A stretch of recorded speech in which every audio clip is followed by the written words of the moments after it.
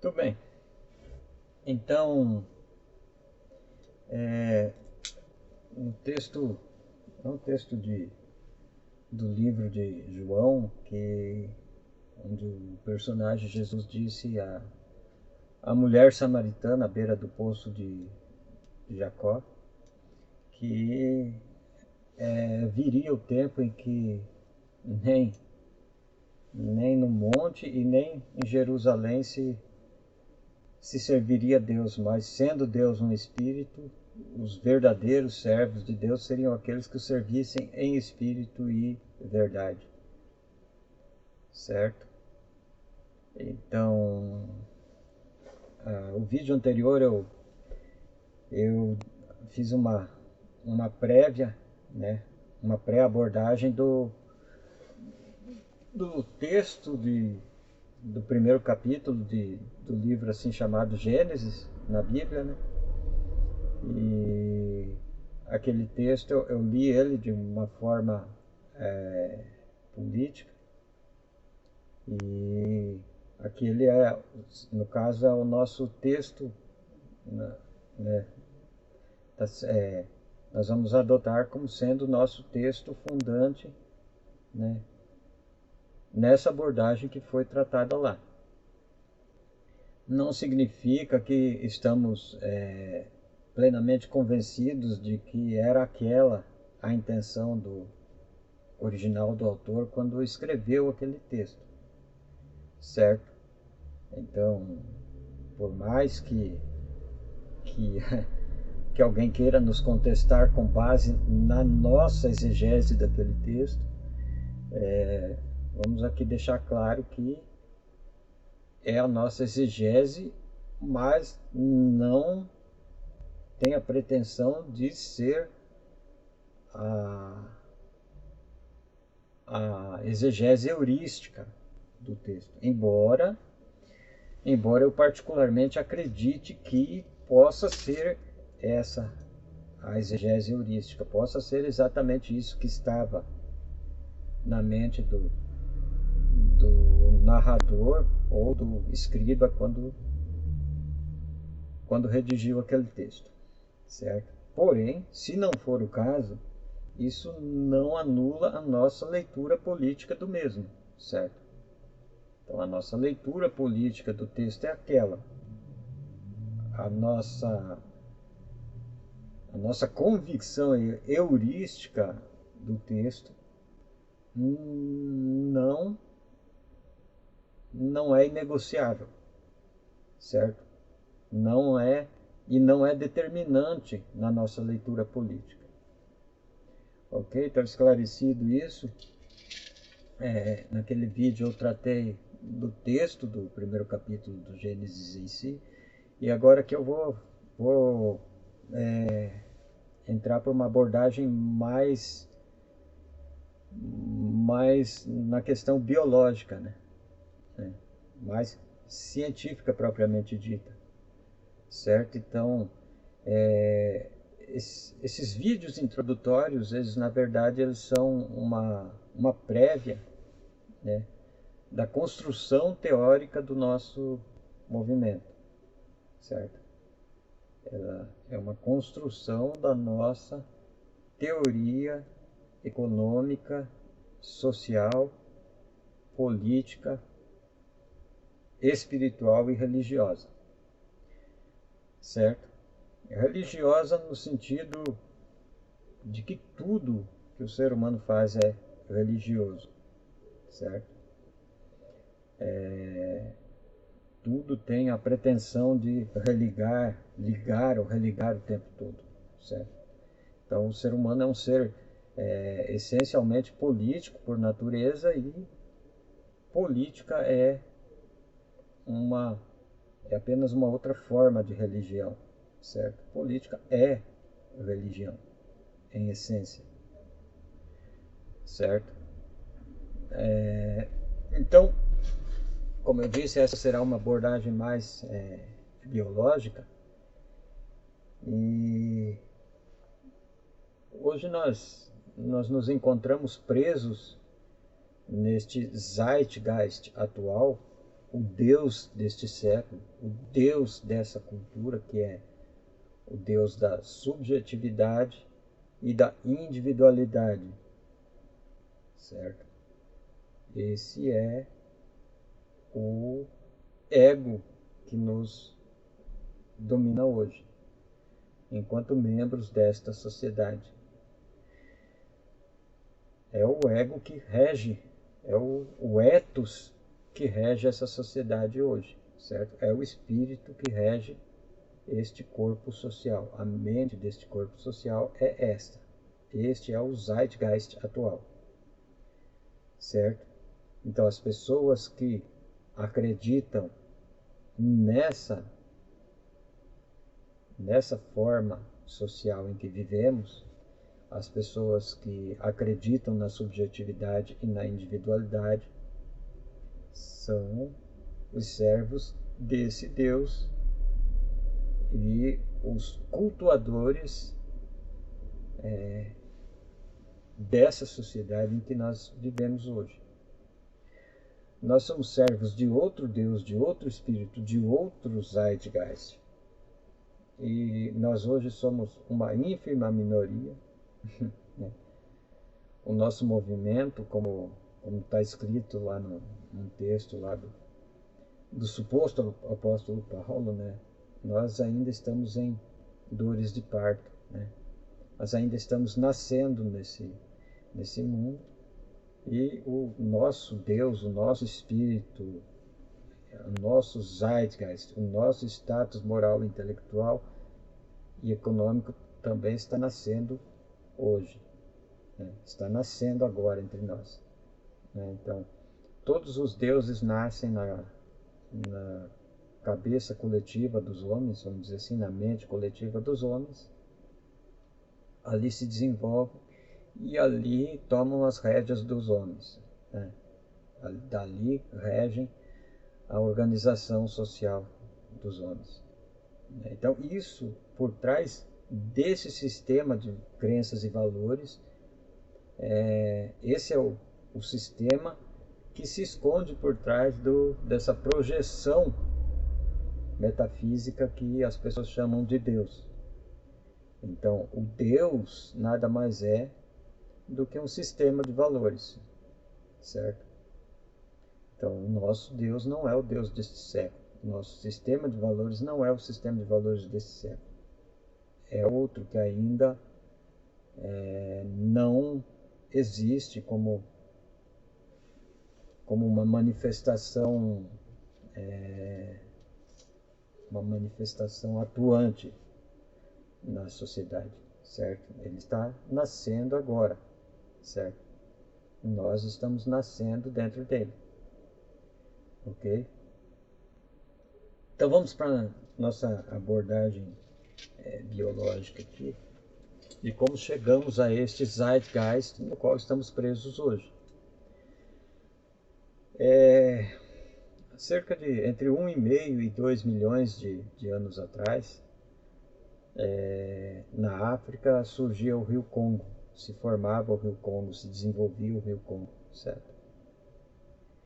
Até então, naquela floresta, o que veio a ser o rio Congo era lá um fio de água que passava, um córrego sem importância. Isso foi evoluindo, se avolumando e veio a se tornar o 7º maior rio do planeta, o 2º maior rio da África, que é o rio Congo. Ok? O desenvolvimento e a formação desse rio Congo separou os animais que viviam ali naquela região em 2 grupos distintos, né? Um grupo, uma margem situado numa margem do rio, e um outro grupo situado noutra margem do rio. E entre esses animais estavam 2 grupos de chimpanzés, certo? Os chimpanzés propriamente ditos, como conhecemos, né? E do outro, numa margem do rio, e na outra margem do rio, um outro grupo de chimpanzés que veio se tornar uma outra espécie, que é a espécie dos bonobos, ou dos bonobos, né? como chamamos. E o que acontece é que entre 1,5 e 2 milhões de anos atrás também se dava a transição ancestral entre o Homo sapiens entre o Homo erectus e o Homo habilis, né? O Homo sapiens estava a caminho, certo? Então, e nossos ancestrais também se desenvolveram na África, certo? Nós somos todos africanos, viemos todos da África. E o que acontece é que esses nossos ancestrais que se desenvolveram na África, eles conviviam com esses grupos, com esses animais, e também acabaram separados nas duas margens do rio, certo? E aí surge uma divisão entre a nossa espécie, que é semelhante à divisão que se deu entre os primatas, os chimpanzés, certo? Os nossos primos biológicos mais próximos, certo?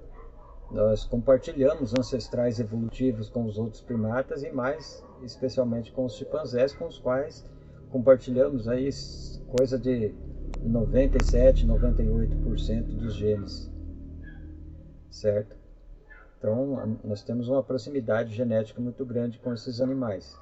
Nós somos um tipo de primata, nós somos uma espécie de macaco, certo?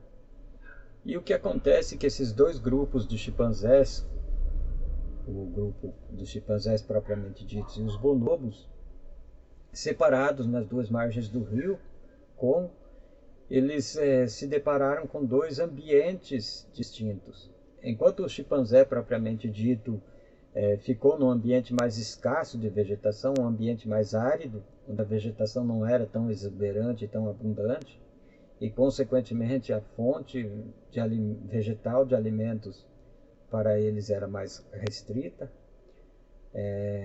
os levou a competir por esse alimento, certo?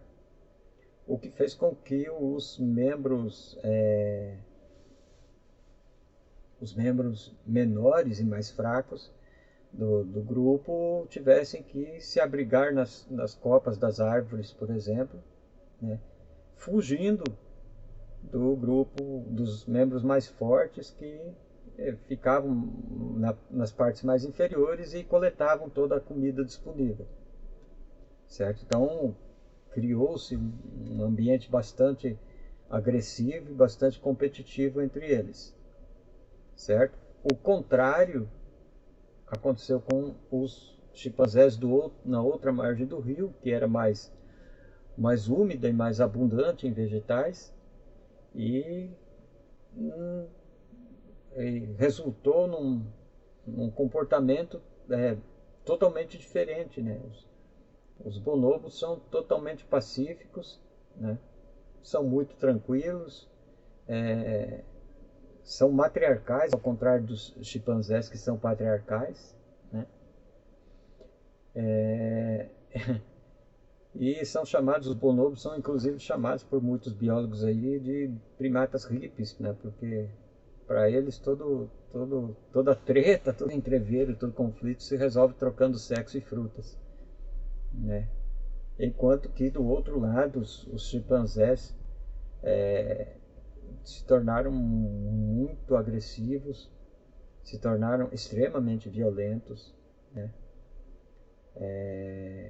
Trocaram a dieta, acabaram trocando a dieta vegetal por uma onívora, né? E passaram a desenvolver o hábito de caça, se tornaram especialistas em caça e bastante cruéis na sua forma de caçar, né? Caçam de forma bastante ordenada, organizada, e muitas vezes caçam outras espécies de primatas, outros tipos de macaco e muitas vezes inclusive macacos da própria espécie, caçam outros chimpanzés de outros grupos, certo? E entre eles também a disputa pela hierarquia, pela posição na hierarquia social patriarcal é muito violenta, agressiva e muito cruel, certo? E os bonobos não têm nada disso. Bom, a essa altura você já deve ter pego o fio da meada. Se nossos ancestrais, há 2 milhões de anos, também viviam entre esses grupos de macacos, com quem compartilhamos ancestrais comuns, um ancestral comum específico, né? Então, nós humanos também, por ocasião de pressões ambientais, acabamos divididos em dois grupos distintos, né? Nós temos humanos que são vegetarianos e têm muita compaixão com os animais, tem muita. Nós temos um movimento vegano que luta pela libertação animal, né? E por outro lado nós temos os ditos onívoros, e muita gente inclusive que se denomina como carnívoro, né? Mas que é a classificação, na verdade, a classificação antropológica carnista, tá? Então nós temos os veganos, nós temos os carnistas. Isso não é uma classificação biológica, isso é uma classificação cultural, certo? E aqui na nossa abordagem que nós podemos dizer que é uma classificação espiritual, uma classificação do Zeitgeist, certo? Então nós temos um Zeitgeist. Surgindo na mesma época nós temos dois Zeitgeist e um que se contrapõe ao outro, certo? Então hoje o veganismo ele é bastante disseminado no mundo, nós temos já milhões de veganos pelo mundo, mas ainda somos uma ínfima minoria. Apesar de sermos essa ínfima minoria, nós já somos milhões, certo? Então, um Zeitgeist revolucionário, ele está se desenvolvendo. Um Zeitgeist revolucionário que contesta o Zeitgeist estabelecido, que é o Zeitgeist onívoro, certo? O Zeitgeist carnista, melhor dizendo. Porque onívoro é aquele que pode comer pode obter os nutrientes tanto de fontes animais quanto vegetais. Isso é uma classificação biológica. Nós temos essa condição de optar entre uma coisa e outra, ou optar pelas duas, certo? Não é uma determinação biológica de que nós temos que consumir as duas coisas, como querem os carnistas ditos onívoros. E por que eu estou falando isso? Porque assim como o veganismo é uma religião, o carnismo também é, certo? Assim como o veganismo é um movimento espiritual, cultural, o carnismo também é. Assim como o veganismo é um movimento político, o carnismo também é, certo? São duas forças espirituais, políticas e culturais em oposição, certo? Há uma disputa de truísmos entre esses dois grupos. O altruísmo por parte dos veganos, ou seja, aqueles que, apesar de já terem provado o sabor da carne e dos alimentos animalizados, é capaz de abrir mão desse prazer palativo e lutar para que os animais sejam libertos da condição de recursos e produtos para os humanos. E do outro lado, nós temos o outro grupo que luta para que isso continue, para que isso seja mantido, certo? Então nós temos esse conflito de interesses truístas, o altruísmo vegano contra o egoísmo carnista, certo? O que acontece então? Assim como nós temos essa disputa de egoísmo versus altruísmo entre carnistas e veganos, nós também temos disputas em nosso meio, entre outros grupos, certo? Nós temos várias correntes políticas, por exemplo, filosóficas. Aí nós temos, por exemplo, anarquistas, comunistas, socialistas, capitalistas, fascistas e todo tipo de lista que se possa imaginar. Porém, todos esses grupos, quando, em última análise, quando a gente analisa friamente, a gente vê que todos eles defendem a manutenção da subjetividade e da individualidade, certo?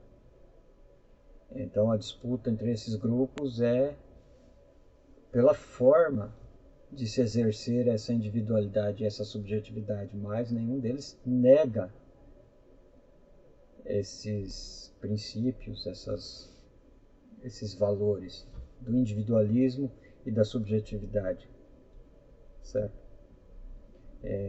Diferente de nós aqui, que rejeitamos e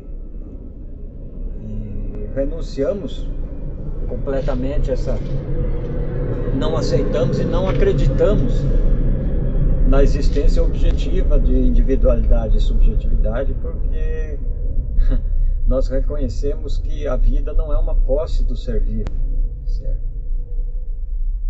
A vida não é uma posse do ser vivo. É o ser vivo que pertence à vida e não a vida que pertence ao ser vivo, certo? Então até a nossa linguagem hoje, a dominação linguística, ideológica sobre a nossa cultura hoje, ela é total, sabe? Então nós temos inclusive essa linguagem de a minha vida, né? Nós costumamos falar a minha vida, como se você tivesse uma vida, eu tivesse outra, o fulano tivesse outro, a ciclana tivesse outra, a beltrana tivesse outra. Quando na verdade todos nós estamos enredados nesse fenômeno chamado vida, certo? Todos nós compartilhamos dessa condição biologicamente imposta chamada vida. Nenhum de nós é proprietário da sua vida, tanto que nenhum de nós pode mantê-la, certo? Nenhum de nós pode manter a própria vida indefinidamente. Uma hora ela vai te deixar, certo? Porém, aí já é mais avançado o assunto, mas na verdade nós, enquanto seres biológicos, nós não morremos, nós não deixamos de existir, nós apenas passamos por uma outra forma, numa outra configuração molecular e atômica, mas nós não desaparecemos do planeta enquanto matéria, certo? Então o nosso material biológico em si, ele apenas se transforma, sabe? Ele se molda numa outra configuração depois que deixamos de existir enquanto pessoas, e pessoa é o espírito, ou seja, a alma, é o ente construído dentro do contexto social. Então o que deixa de existir de fato é a pessoa, certo? O personagem. O corpo em si, ele apenas se desintegra para se reintegrar em outra configuração, como eu disse, certo? Mas então, retomando a nossa batalha Zeitgeist, então nós temos um conflito estabelecido entre dois Zeitgeist opostos, dois espíritos opostos, duas formas intelectuais opostas, né? E aqui no nosso caso, nós não enxergamos divisão entre os frontes de luta, nós não nos reconhecemos divididos em frontes específicos de luta. É o movimento vegano, é o movimento negro, é o movimento... Não. Aqui o movimento é um só, que é superar o primitivismo animal que nos domina e superá-lo pela espiritualidade funcional que podemos exercer nesse planeta, certo? Então nós enquanto humanos nesse planeta somos uma força geológica capaz de alterar qualquer coisa nesse planeta, né? Ou as próprias mudanças climáticas, o aquecimento global, a poluição, enfim, tudo que estamos fazendo nesse planeta é uma evidência do nosso potencial geológico enquanto espécie, né? Isso é o que fazemos devido ao nosso ego, devido justamente a essa cultura da individualidade subjetiva, certo? É nessa individualidade, nessa crença da individualidade subjetiva que criamos toda essa aberração, certo? É essa pretensa individualidade subjetiva que causa todos esses problemas que temos. É essa individualidade subjetiva que nos faz destruir a nossa própria casa e a casa de todos os nossos outros irmãos planetários, que é a mesma casa, certo? Então, mas o que é o projeto Éden em si? O que o movimento Éden propõe? É justamente uma nova forma de religião que chamamos de sensiofilia, ou seja, a dedicação ao serviço dos seres sencientes, certo? Na qual nós usamos todo o nosso potencial científico e tecnológico a serviço de amenizar de todas as formas possíveis, todas as formas de violência e todas as formas de sofrimento nesse planeta, certo? Nossos biólogos do futuro, quando atingirmos o verdadeiro patamar de civilização humana, porque nós ainda não somos humanos, nós somos um protótipo de humanidade, certo? Nós não atingimos esse patamar de humanidade, uma unidade humana. Isso que significa a palavra humanidade. Unidade humana. Nós não ainda estamos anos-luz dessa consciência, certo? Porém, o tempo urge, né? A situação ela cada vez se agrava mais, o cerco se fecha cada vez mais sobre nós, as pressões do ambiente que estamos poluindo, saqueando e deturpando de todas as formas, cada vez mais ele se fecha sobre nós e o tempo fica cada vez mais reduzido. Então, hoje é necessária uma mudança radical, né? E é isso que o movimento Éden vai propor, certo? Então, para você ter uma ideia mais precisa do que é o movimento Éden e de qual é o nosso horizonte, onde pretendemos chegar, nós estamos falando de uma humanidade que já não tem mais excluídos, que não usa nenhum tipo de dinheiro, de comércio, de mercado, de trabalho remunerado, coisa do tipo, sabe? Que aprendeu a compartilhar todos os bens e serviços socialmente disponíveis, certo? Que aprendeu a cuidar dos membros de sua espécie, né? Onde todos vivem da melhor forma possível, né? Onde todos são um porto seguro para todos, certo?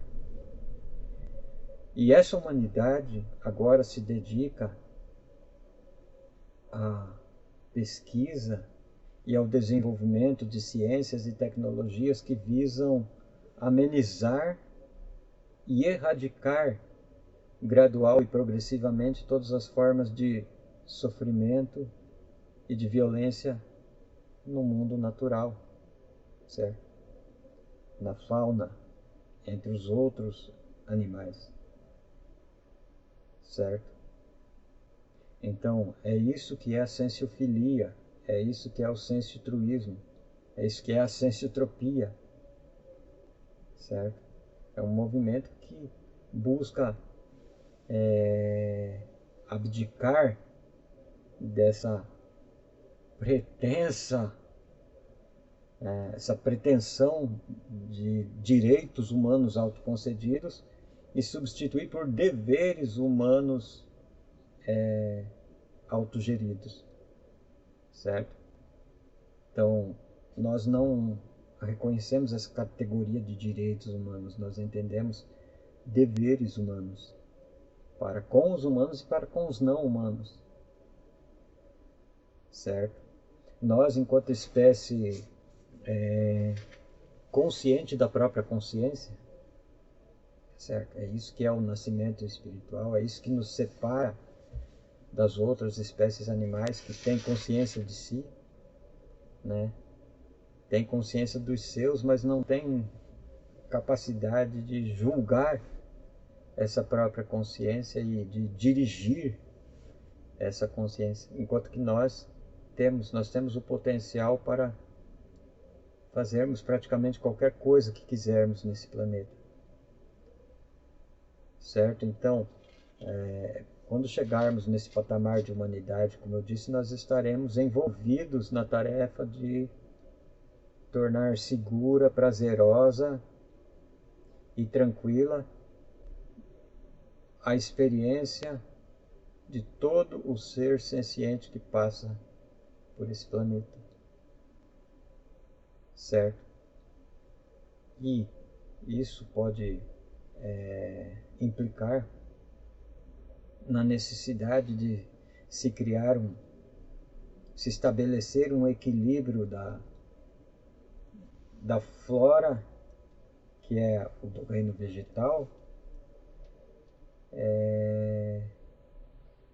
independente da fauna, para que a nossa espécie possa levar as outras espécies à extinção, porém não pela violência, não pela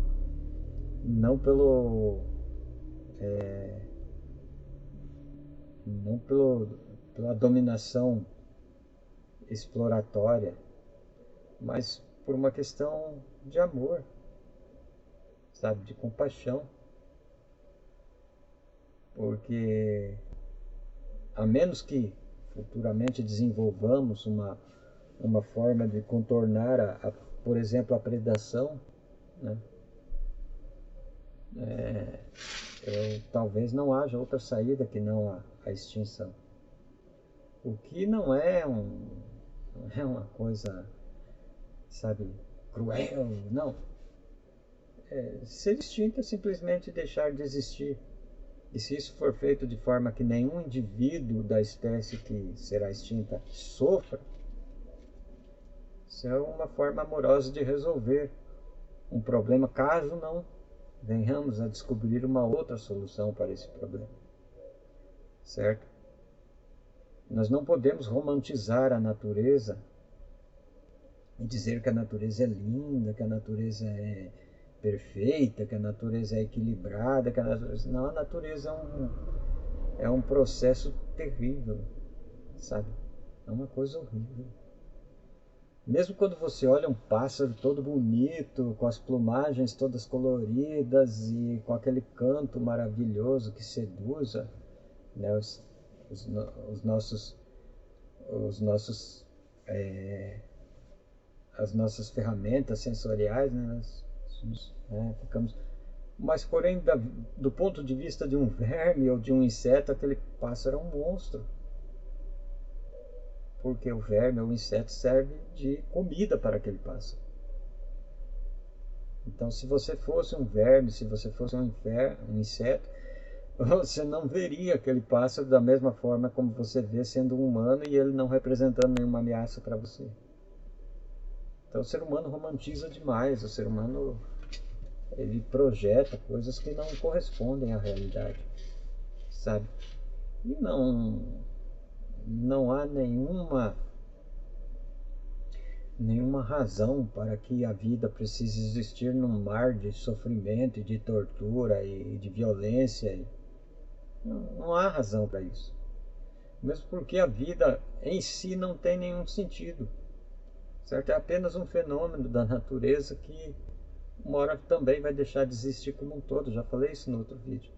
A vida como um todo em algum momento vai desaparecer da mesma forma que surgiu. E pode reaparecer de novo depois em outras circunstâncias.